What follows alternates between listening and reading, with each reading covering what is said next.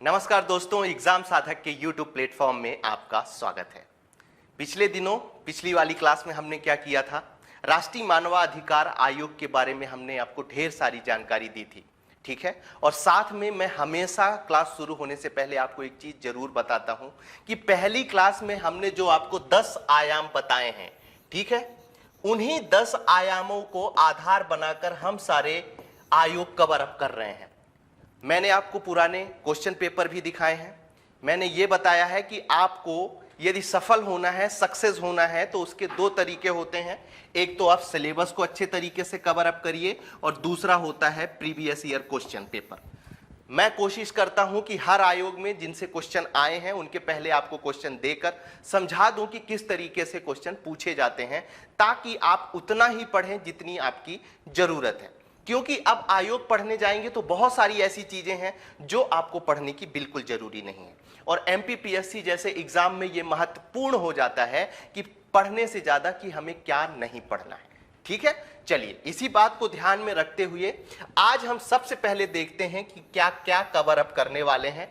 तो आज हम राष्ट्रीय महिला आयोग के बारे में पढ़ने वाले हैं और साथ में मध्य प्रदेश राज्य महिला आयोग के बारे में भी पढ़ने वाले हैं, ठीक है। तो चलिए, सबसे पहले किसकी शुरुआत करेंगे, राष्ट्रीय महिला आयोग की। मैंने आपको पहली ही क्लास में आयोग की परिभाषा बताई थी कि सरकार के द्वारा कुछ दायित्व सौंप दिए जाते हैं एक संस्था को कि आपको किसके लिए काम करना है, तो महिलाओं के कल्याण के लिए काम करना है। यदि महिलाओं के अधिकारों का हनन हो रहा है तो उन अधिकारों की आपको रक्षा करना है, ठीक है। इसी उद्देश्य के साथ राष्ट्रीय महिला आयोग बनाया गया है, ठीक है। चलिए शुरू करते हैं। जैसे हर आयोग को पढ़ने से पहले हम क्या करते हैं, सामान्य परिचय से शुरू करते हैं, और सामान्य परिचय से जो जो क्वेश्चन बनने की संभावना होती है हम उन्हीं को स्पेशली आपको बताते हैं। तो चलिए शुरू करते हैं। सबसे पहले गठन। गठन में आपको याद रखना है कि आपसे पूछा जा सकता है कि राष्ट्रीय महिला आयोग का गठन किस अधिनियम के द्वारा किया गया है। क्या क्वेश्चन बन सकता है यहां पर, किस अधिनियम के द्वारा किया गया है, तो आपको याद रखना है राष्ट्रीय महिला आयोग अधिनियम 1990। पहला क्वेश्चन तो यह बन सकता है।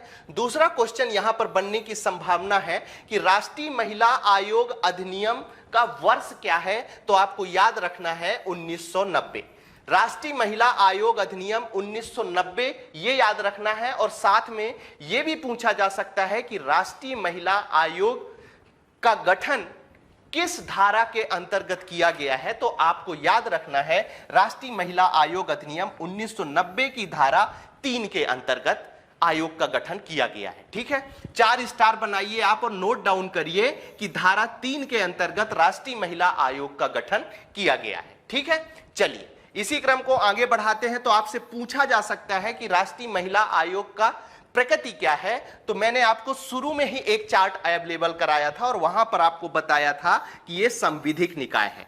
इसीलिए मैं बोल रहा हूं आपसे, हमेशा बार बार बोलता हूं कि मेरी जो पहली क्लास है वो बहुत इंपॉर्टेंट है, क्योंकि बहुत सारे क्वेश्चंस आपके वहीं से सॉल्व होने वाले हैं। मैंने एक चार्ट दिया है कि कौन सा आयोग संवैधानिक आयोग कहलाता है और कौन सा आयोग संविधिक आयोग कहलाता है। तो आपको याद रखना है कि ये जो महिला आयोग है ये संविधिक आयोग के अंतर्गत आता है। इसकी स्थापना कब हुई, फिर से आप 4 स्टार बनाइए और नोट डाउन करिए। 31 जनवरी 1992 को राष्ट्रीय महिला आयोग की स्थापना की गई है, यह बात आपको याद रखनी है। उसके साथ कमेंट सेक्शन में आपको यह भी बताना है कि 31 जनवरी और किस दिन के लिए जाना जाता है। 31 जनवरी, ठीक है, यह क्वेश्चन बहुत इंपॉर्टेंट है, आपको याद रखना है। और 31 जनवरी 1992 को, ठीक है, 90 अधिनियम के अंतर्गत 31 जनवरी 1992 में राष्ट्रीय महिला आयोग की स्थापना की गई है, यह आपको याद रखना है, ठीक है। सामान्य परिचय से लगभग आपको ये सारी चीजें याद रखना है।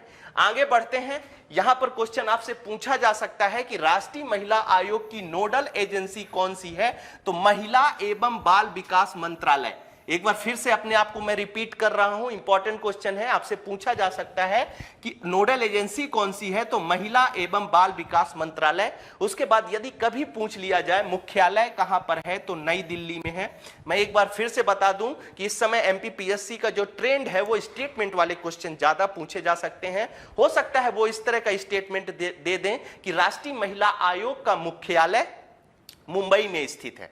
ठीक है, तो ये यदि आपको पता होगा कि इसका आयोग का मुख्यालय कहां पर है, नई दिल्ली में है, तो वो स्टेटमेंट आप सही करके आएंगे। ठीक है, चलिए आगे बढ़ते हैं। उद्देश्य क्या है, तो उद्देश्य महिलाओं के लिए संवैधानिक और कानूनी सुरक्षा उपाय। मैं वही चीज आपको समझाने की कोशिश कर रहा था कि महिलाओं के अधिकारों का यदि हनन होता है, उनसे कल्याण से संबंधित यदि कुछ बातें समाज में नहीं हो पाती हैं, तो उन महिलाओं के हित में कौन सा आयोग खड़ा होगा, तो ये राष्ट्रीय महिला आयोग जो है वो खड़ा होगा। और आयोग का अर्थ मैंने आपको पहली ही क्लास में बताया है, आयोग का मतलब होता है दायित्व। सरकार के द्वारा उस आयोग को उस वर्ग के लिए दायित्व सौंप दिया जाता है कि इसके अधिकारों की रक्षा करने का काम किसके अंतर्गत है, तो उस आयोग के अंतर्गत होता है। ठीक है, यहां तक की सारी चीजें क्लियर होंगी।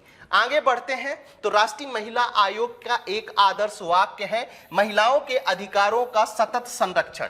क्या है, महिलाओं के अधिकारों का सतत संरक्षण। और इस लाइन को आपको शब्दशः याद रखना है। ठीक है, क्योंकि हो सकता है कि वो कुछ और जोड़ के दे दे, और वहां पर यदि आपको क्लियर लाइन नहीं पता है तो वो गलत होने की संभावना गलत होती है, बहुत ज्यादा होती है। तो इन सारी चीजों को आपको ध्यान में रखना है। ठीक है, चलिए अब आगे बढ़ते हैं, इसी क्रम को आगे बढ़ाते हैं और संरचना में बात करते हैं। जैसे हर आयोग में संरचना के बारे में हम बात करते आए हैं, तो सबसे पहले आपको क्या याद रखना है, संरचना के अंतर्गत एक अध्यक्ष होता है जो सब आयोगों में होता है, कोई नई बात नहीं है। उसके साथ आपको 5 सदस्य सम्मिलित होते हैं, मतलब एक अध्यक्ष और 5 सदस्य, कुल कितनी संख्या हो गई सदस्यों की, तो 6 सदस्य होते हैं राष्ट्रीय महिला आयोग में, और उसके साथ एक सचिव होता है। यह आपको याद रखना है। इसके बाद एक विशेष बात यहां पर आपको याद रखना है, राष्ट्रीय महिला आयोग में 4 स्टार बनाइए और नोट डाउन करिए आप, बहुत ही इंपॉर्टेंट चीज है।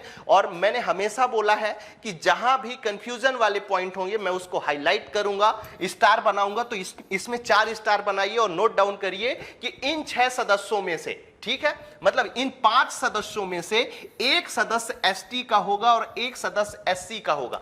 ऐसा नहीं है कि एक सदस्य एससी अथवा एक सदस्य एसटी, ऐसा बिल्कुल नहीं है। इसमें बिल्कुल क्लियर बोला गया है, एक सदस्य एसटी का और एक सदस्य एससी का होगा, मतलब 2 सदस्य एससी और एसटी वर्ग के होंगे इस आयोग में। ये आपको याद रखना है, और इस तरह का स्टेटमेंट देकर आपसे पूछा जा सकता है कि यह कथन सही है या गलत है। ठीक है, चलिए आगे बढ़ते हैं। अध्यक्ष की बात करते हैं, तो महिलाओं के हितों को समर्पित तथा प्रतिबद्ध व्यक्ति को ही इसका अध्यक्ष बनाया जाता है।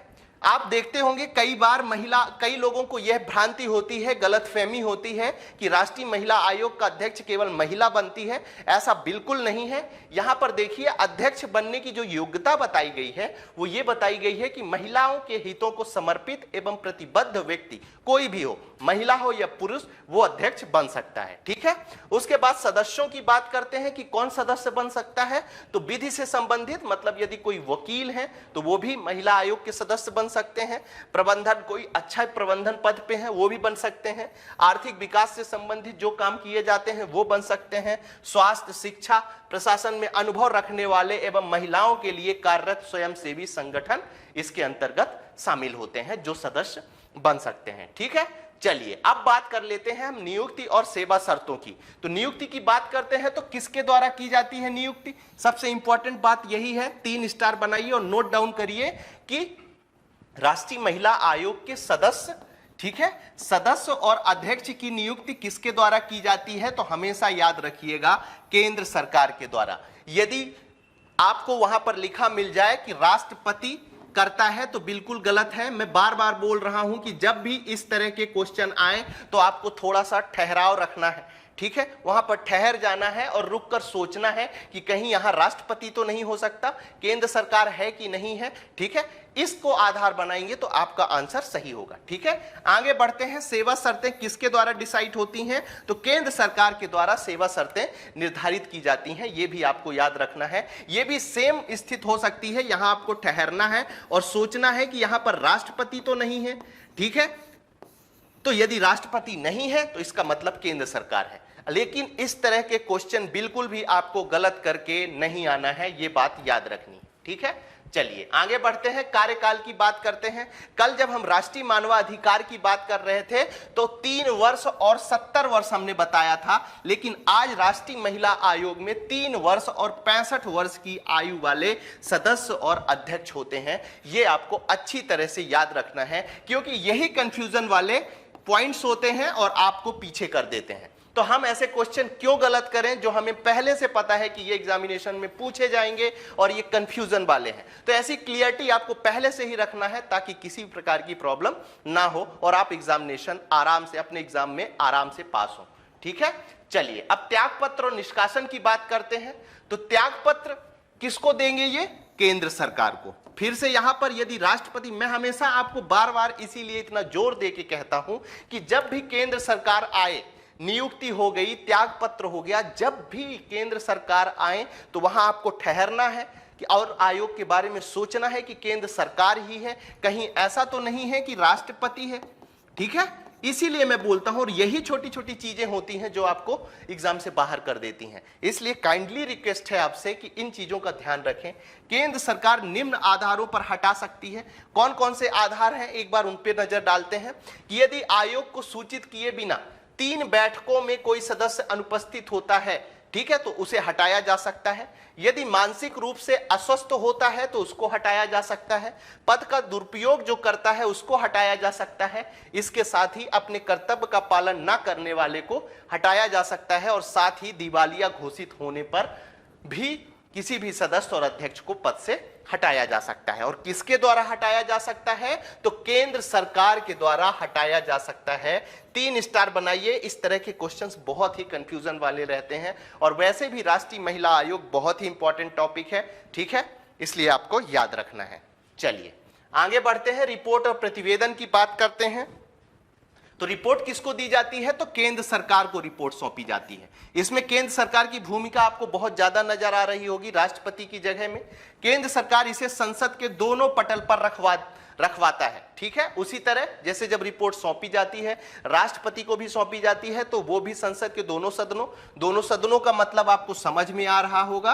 राज्यसभा से मतलब है, एक सदन राज्यसभा होता है जिसे उच्च सदन के नाम से भी जाना जाता है, और दूसरा सदन होता है लोकसभा जिसे निम्न सदन के नाम से जाना जाता है। ठीक है, यहां पर एक चीज और बता दूं आपको कि इन दोनों सदनों पर प्रस्तुत करने का, लेकिन जो सदन होता है उनकी रिपोर्ट को मानने के लिए बाध्य नहीं होता है। इसका मतलब है कि रिपोर्ट में वो अपने तरीके से चेंजेस कर सकते हैं और उनको स्वीकार कर सकते हैं। ठीक है, राज्य सरकार के संदर्भ में केंद्र सरकार आयोग की रिपोर्ट संबंधित राज्यपाल को भेजता है। यदि कोई महिला से संबंधित, किसी राज्य से संबंधित कोई मैटर है, कोई मुद्दा है, तो उसको आधार बनाकर केंद्र सरकार उस राज्य के राज्यपाल को वो सौंप देता है। ठीक है, रिपोर्ट, ये चीज आपको याद रखना है। अब हम बात करते हैं राष्ट्रीय महिला आयोग के कार्य के बारे में। क्या क्या? पहला कार्य क्या होता है? जैसे हमने हर आयोगों में देखा है, जांच करना। जांच किसका करेगा? यदि महिलाओं के अधिकारों से संबंधित मामलों का हनन होता है तो उससे संबंधित अधिकारों की जांच करेगा। उसके बाद संधि समझौते का अध्ययन किया जाएगा महिला अधिकारों से संबंधित। यदि लगता है कि ऐसे संधि समझौतों को करना है तो महिलाओं से संबंधित उनके संधि संबंधों का अध्ययन किया जाएगा, और उसके बाद क्या किया जाएगा? सरकार को सलाह दी जाएगी। ठीक है, उसी को आधार बनाकर आगे बढ़ते हैं। तो शोध और अनुसंधान किया जाएगा महिलाओं के क्षेत्र में जागरूकता फैलाने हेतु। मतलब महिलाओं के अनहित में कौन कौन से काम हैं उनकी एक सूची बनाई जाएगी, और उनके कल्याण के लिए क्या क्या काम किए जा सकते हैं। ठीक है, जागरूकता फैलाने संबंधी बहुत सारे काम राष्ट्रीय महिला आयोग के द्वारा ही किए जाएंगे। आगे बढ़ते हैं, समीक्षा करने का। समीक्षा कैसे की जाएगी? कि सरकार के द्वारा जो काम किए जा रहे हैं, किसके द्वारा? सरकार के द्वारा जो काम किए जा रहे हैं उन कामों पर कौन से काम उचित हैं और कौन से काम अनुचित हैं। ठीक है, ये बताने का काम किसका है? राष्ट्रीय महिला आयोग को। उसके बाद सरकार को वो सजेस्ट करते हैं कि आप महिलाओं के हित में कौन से नियम बना सकते हैं, कौन से अधिनियम बना सकते हैं और कौन से कानून बना सकते हैं। ठीक है, ये सारी चीजें आपको याद रखनी है। और साथ में समीक्षा करने वाली बात यही बताती है कि संविधान में जो अधिकार महिलाओं को दिए गए हैं उन अधिकारों का सरकार सही ढंग से कानून बना के वो अधिकार महिलाओं को प्रदान किए जा रहे हैं अथवा नहीं किए जा रहे हैं, वो सारी चीजें इसमें सम्मिलित की गई हैं। ठीक है। अब हम बात करते हैं राष्ट्रीय महिला आयोग की शक्तियों के बारे में। किसकी बात करते हैं? राष्ट्रीय महिला आयोग की शक्तियों के बारे में। तो सिविल न्यायालय की शक्तियां होती हैं, ठीक है। अब यहां पर वो डिटेल मैंने नहीं लिखा है क्योंकि पहले भी बहुत सारे आयोगों में मैंने आपको बताया है कि अब सिविल न्यायालय की शक्तियां मतलब किसी भी विभाग से यदि राष्ट्रीय महिला आयोग चाहता है कि भाई किसी अधिकारी को अपने सामने बुलाया जाए तो वो उसके लिए सम्मन जारी कर देता है। किसी भी विभाग से यदि संबंधित कोई इंपॉर्टेंट इंफॉर्मेशन चाहिए होता है तो वो आयोग उससे मांग सकता है। सिविल शक्तियों की कई बार अपन ने चर्चा करी है, आपको याद रखना है, ठीक है। चलिए आगे बढ़ते हैं। मैंने हमेशा बोला है कि अध्यक्षों से संबंधित बात मैं सबसे अंतिम में आपको बताऊंगा, और क्यों बताऊंगा उसका सबसे बड़ा कारण यह है कि एग्जाम के 10 दिन पहले आपको वर्तमान अध्यक्ष, मैंने यहां भी नहीं लिखा है, आपको अपडेट करना है ताकि चीजें याद रहें। और इस तरह के क्वेश्चन यकीन मानिए मैक्सिमम गलत होते हैं यदि वर्तमान अध्यक्ष पूछा जाता है तो, ठीक है। तो आपको दोनों अध्यक्षों के बारे में पता होना चाहिए, वर्तमान भी और उसके पहले जो है, ठीक है। तो प्रथम महिला आयोग अध्यक्ष आपको याद रखना है, जयंती पटनायक का नाम याद रखना है कि ये प्रथम महिला आयोग अध्यक्ष रही, राष्ट्रीय महिला आयोग अध्यक्ष रही हैं। वर्तमान महिला आयोग की अध्यक्ष कौन रहा है इसको आपको अपडेट करना है, ये आपका काम है, आपके ऊपर छोड़ता हूं। उसके बाद राष्ट्रीय महिला आयोग की प्रथम सचिव भी आपको याद रखना है, क्योंकि कई राजस्थान में एक बार राजस्थान पीएससी में ये क्वेश्चन पूछा गया था, इसलिए मुझे लगा कि आपको यहां बता देना उचित है कि राष्ट्रीय महिला आयोग की प्रथम सचिव कौन है। तो उनका नाम आपको याद रखना है, उमा पिल्लई का नाम, ठीक है। उमा पिल्लई का नाम आपको याद रखना है राष्ट्रीय महिला आयोग की प्रथम सचिव के रूप में। चलिए आगे बढ़ते हैं और बात करते हैं अब हम मध्य प्रदेश राज्य महिला आयोग की। किसकी बात करते हैं? मध्य प्रदेश राज्य महिला आयोग की। हम आधार वही रखेंगे जो राष्ट्रीय महिला आयोग के बारे में हमने संरचना और वो चीजें पढ़ी हैं, सेम वही चीजें हम पढ़ेंगे। उसके बाद मैं फिर से एक बार रिपीट कर दूं कि पहली क्लास में मैंने आयाम इसीलिए दिए थे कि आपको चीजें समझने में किसी भी तरह की दिक्कत ना हो, ठीक है। चलिए अब सबसे पहले शुरुआत किससे करेंगे? तो सामान्य परिचय से करेंगे। और एक चीज मैं बता दूं कि कोई भी आयोग जो पूछा जाता है, आयोगों का जो एक मोटा मोटी ट्रेंड है वो राज्यों के आयोगों से ज्यादा क्वेश्चन पूछे जाते हैं, ठीक है। और खासकर इनमें कैसे क्वेश्चन पूछ लिए जाते हैं कि शुरुआत डेट पूछ ली जाएगी कि कब से की गई है, ठीक है, गठन कब से किया गया है। तो ये सारी चीजें आपको बिल्कुल अच्छे तरीके से याद होनी चाहिए, डेट याद रखना है। तो यदि अब जैसे 23 मार्च विशेष है, 23 मार्च तो किस कारण से विशेष है उसको आप थोड़ा सा महिलाओं से जोड़ के और याद कर लीजिए। किसी का बर्थडे यदि फंस रहा है तो 23 मार्च उस आधार पर आप याद कर लीजिए। याद करने का काम आपका है, ठीक है। उसको कैसे करना है सबका अपना अपना तरीका होता है। कुछ लोग ऐसे पढ़ के याद कर लेते हैं, कुछ लोग कुछ ट्रिक्स का प्रयोग करते हैं। आपको जैसा लगे वैसा करिए, लेकिन ये चीजें आपको याद होनी चाहिए, ठीक है। क्योंकि मेरा एक ही उद्देश्य है कि आपका एमपीपीएससी प्रीलिम्स किसी भी तरीके से ना रुके। और मैं सच बता रहा हूं, यदि आपने कुछ विशेष टॉपिक है किसी दिन हम उस पर चर्चा करेंगे कि किस पे ध्यान देने की जरूरत है ज्यादा, किस पे कम ध्यान देने की जरूरत है। जैसे मैंने एक वीडियो डाला है 50 दिन में तैयारी कैसे करें, उसमें भी आप जाकर देखेंगे तो बहुत सारी चीजें आपकी क्लियर होने वाली हैं, ठीक है। उसके साथ एक इंफॉर्मेशन हम ये भी दे दें कि ईयरली करंट अफेयर्स, खासकर जैसे स्पोर्ट्स से क्वेश्चन आते हैं, नियुक्तियों से क्वेश्चन आते हैं, ठीक है, उसके बाद कुछ रिपोर्ट से क्वेश्चन आते हैं। तो ये सारी हमारे YouTube चैनल एग्जाम साधक में आपको ईयरली करंट अफेयर्स का एक फोल्डर बना हुआ है प्लेलिस्ट में, आप वहां पर जाकर और ये चीज देख सकते हैं, उससे काफी लाभ होगा। जनवरी 22 से लेकर जनवरी 23 तक के सारे वीडियोस और सारे करंट अफेयर्स मैंने उसमें डाले हैं। उसके बाद हम क्या करेंगे कि एग्जाम के 10 दिन पहले फरवरी से लेकर और अप्रैल तक के सारे करंट अफेयर्स हम उसमें अपडेट कर देंगे, ठीक है। और बहुत अच्छी क्लास बनी हुई है, आपको काफी फायदा मिलेगा, ठीक है। चलिए आगे बढ़ते हैं, गठन की बात करते हैं। राज्य महिला आयोग अधिनियम 1995 के तहत आपको धारा याद रखना है, धारा 3 के तहत राज्य महिला आयोग का गठन किया गया है। मध्य प्रदेश महिला आयोग का गठन किया गया है। अब यहां पर फिर से 2 क्वेश्चन बनेंगे। पहला, किस अधिनियम के अंतर्गत गठन किया गया है? तो आपको याद रखना है राज्य महिला आयोग अधिनियम 1995 के तहत पहला क्वेश्चन बनेगा। और दूसरा क्वेश्चन यहां पर बनेगा कि कौन सी धारा के अंतर्गत गठन किया गया है? तो धारा 3 के अंतर्गत इसका गठन किया गया है। उसके बाद इसकी शुरुआत कब हुई है? मैं बोल रहा हूं 4 स्टार बनाइए और नोट डाउन करिए।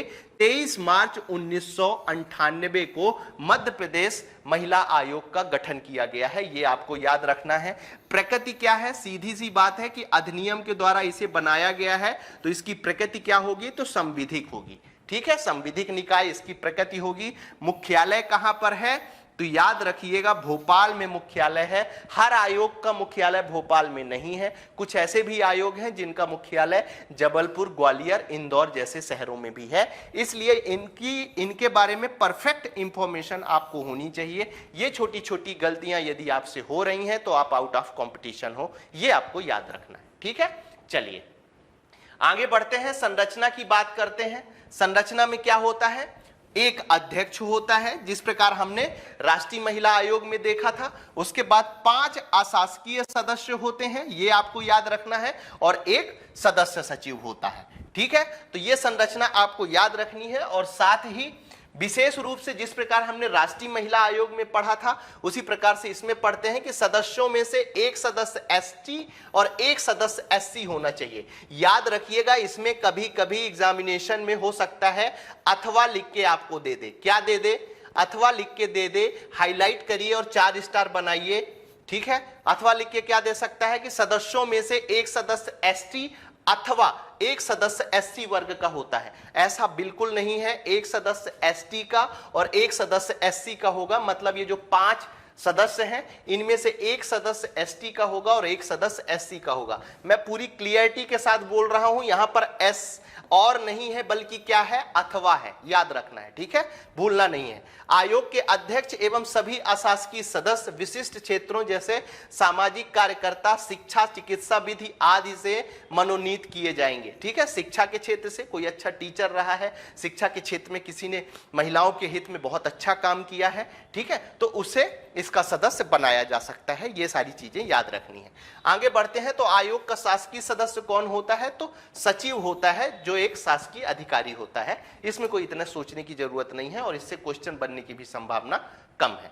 ठीक है, चलिए इसी क्रम को आगे बढ़ाते हैं। नियुक्ति और सेवा शर्तों की बात करते हैं।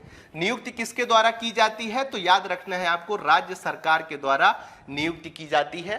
उसके बाद सेवा शर्तें कौन डिसाइड करता है? तो राज्य सरकार करती है। यहां पर फिर से एक बार मैं आपको बता दूं कि राष्ट्रीय महिला आयोग में नियुक्ति कौन करता था? तो केंद्र सरकार कर रही थी। और सेवा शर्तें कौन डिसाइड कर रहा था? तो वहां भी केंद्र सरकार कर रही थी। अब जैसे इस तरह के क्वेश्चन आए तो फिर से आपको याद रखना है, कहीं ऐसा तो नहीं है कि नियुक्ति राज्यपाल के द्वारा की जा रही है। ठीक है, आपको ठहरना है ऐसे स्टेटमेंटों में हमेशा। कहीं ऐसा तो नहीं है कि सेवा शर्तें भी राज्य सरकार के द्वारा नहीं बल्कि राज्यपाल के द्वारा निर्धारित की जा रही हैं। ठीक है, ये दोनों चीजें आपको याद रखनी है। ठीक है, चलिए आगे बढ़ते हैं, कार्यकाल की बात करते हैं। तो कार्यकाल वही है जो राष्ट्रीय महिला आयोग में थी। कितना कार्यकाल है? 3 वर्ष है या तो 5 वर्ष है, जो भी पहले हो जाता है उसी के हिसाब से कार्यकाल निर्धारित किया गया है। ठीक है, चलिए इसी क्रम को आगे बढ़ाते हैं, बात करेंगे त्यागपत्र और निष्कासन की। ठीक है, तो नियुक्ति राज्य सरकार के द्वारा हो रही थी, तो त्यागपत्र भी किसको सौंपा जाएगा? तो राज्य सरकार को ही त्यागपत्र सौंपा जाएगा। नंबर 1, निष्कासन राज्य सरकार द्वारा निम्नलिखित आधारों पर निष्कासन किया जाएगा। किन किन आधारों पर? आयोग को बिना सूचित किए 3 बैठकों में यदि लगातार सदस्य या अध्यक्ष अनुपस्थित रहता है तो उसको राज्य सरकार के द्वारा हटा दिया जाएगा। ठीक है। नंबर 2, मानसिक रूप से यदि सदस्य और अध्यक्ष अस्वस्थ रहता है तो उसको हटा दिया जाएगा। नंबर 3, पद का दुरुपयोग करने पर उसको हटा दिया जाएगा। अपने कर्तव्यों का पालन करने पर, अपने कर्तव्यों का पालन ना करने पर उसे हटा दिया जाएगा। यदि उसे दिवालिया घोषित कर दिया जाता है तो उसे भी पद से हटा दिया जाएगा। ये चीज आपको याद रखनी है। आगे बढ़ते हैं, बात करते हैं रिपोर्ट प्रतिवेदन की। वार्षिक रिपोर्ट किसे सौंपी जाती है? वार्षिक रिपोर्ट किसे सौंपता है? तो आपको याद रखना है राज्य सरकार को सौंपा जाता है। तो मध्य प्रदेश महिला आयोग के बारे में आपको याद रखना है कि नियुक्ति भी राज्य सरकार करता है, त्यागपत्र और निष्कासन भी राज्य सरकार के द्वारा किया जाता है। और बात हो रही है वार्षिक रिपोर्ट की, तो वार्षिक रिपोर्ट भी ये आयोग किसको सौंपता है? तो राज्य सरकार को सौंपता है। और राज्य सरकार उसको विधानसभा के पटल में रखवाता है। लेकिन यहां पर आपको याद रखना है कि विधानसभा उस रिपोर्ट को मानने के लिए बाध्य नहीं है, मतलब जितनी जरूरत होगी उस हिसाब से वो उसमें परिवर्तन कर सकता है। ये चीज आपको याद रखनी है, ठीक है। चलिए अब आगे बढ़ते हैं और बात कर लेते हैं कार्यों के बारे में। लगभग कार्य वही हैं जो हमने राष्ट्रीय महिला आयोग में पढ़े हैं, लेकिन एक बार फिर से आपको बता देते हैं। जांच करना, कौन सी जांच करना? यदि महिलाओं के अधिकारों से संबंधित कोई मामले हैं और उस पर काम नहीं हो पा रहा है तो जांच करने का अधिकार किसको दिया गया है? राज्य महिला आयोग को। संधि समझौते का अध्ययन करना कि जो विश्व स्तर पर या भारत और विश्व स्तर पर जो संधि और समझौते महिलाओं के हितों कल्याण के लिए किए गए हैं, उस पे भारत सरकार या मध्य प्रदेश सरकार सही ढंग से काम कर रही है या नहीं कर रही है, ये चीज भी ध्यान देने का काम किसका है? तो राष्ट्रीय महिला आयोग का है। शोध अनुसंधान जागरूकता फैलाने के लिए, जागरूकता फैलाने का मैंने आपको बताया कि महिलाओं को अपने अधिकारों के बारे में ही नहीं पता होता कि संविधान के द्वारा हमें कौन से अधिकार दिए गए हैं, कानून बनाकर हमें कौन से अधिकार दिए गए हैं, हमें किन अधिकारों के साथ जिंदा रहना चाहिए, ये उन्हें ही नहीं पता होता है। तो ये जो आयोग होते हैं जागरूकता फैलाने का काम करते हैं। आप कई बार जब रेलवे स्टेशन जाते होंगे, आप कई बार जब ट्रेन में सफर करते होंगे, आप कई बार जब बसों में सफर करते होंगे, ठीक है, आप टैक्सी में सफर करते होंगे, कई शहरों के बोर्डों में तो आपको देखने को मिलेगा कि कई तरह के महिला आयोग के द्वारा आपको पोस्टर देखने को मिलेंगे जिसमें महिला हित के बारे में बात की जाती है, ठीक है। उसके बाद अनुमति से कारावास, बंदी गृह, जहां पर महिलाएं बंदी हैं, ठीक है। तो भाई मैंने कल की क्लास में जब मानवाधिकार आपको पढ़ा रहा था तो वहां भी मैंने ये चीज डिस्कस करी थी कि भले ही वो मुलजिम है लेकिन उसके मानव अधिकार हैं। तो यहां पर महिलाएं जो बंदी गृह में बंद हैं लेकिन उनके भी कुछ अधिकार हैं, ठीक है, उन अधिकारों को भी ध्यान में रखा जाता है, ठीक है। अधिवेशन और बैठकों के बारे में हम आपको बता दें, प्रतिवर्ष 2 बैठकें होना आवश्यक है। नोट डाउन करिए आप 3 स्टार बना के। हो सकता है यहां पर लिख दे कि प्रतिवर्ष 3 बैठकें होना आवश्यक है, प्रतिवर्ष 1 बैठक होना आवश्यक है, तो ये पूरी लाइन आपको पता होना चाहिए। फिर 2 बैठकों के मध्य में कम से कम 6 माह से अधिक का अंतर नहीं होना चाहिए। समय स्थान आयोग के अध्यक्ष द्वारा निर्धारित होगा, यह भी याद रखना है। हो सकता है आपको यहां पर लिख दे कि समय और स्थान आयोग के अध्यक्ष द्वारा नहीं बल्कि समय और स्थान राज्य सरकार द्वारा निर्धारित किया जाता है, ठीक है, यह लिख सकता है। या हो सकता है कि आपके मन में कंफ्यूजन पैदा करने के लिए समय और स्थान राज्यपाल द्वारा निर्धारित किया जाता है, ठीक है। तो ये दोनों चीजें आपको बिल्कुल मन में रखनी है कि यहां पर समय और स्थान आयोग के अध्यक्ष द्वारा ही निर्धारित किया जाता है, ठीक है।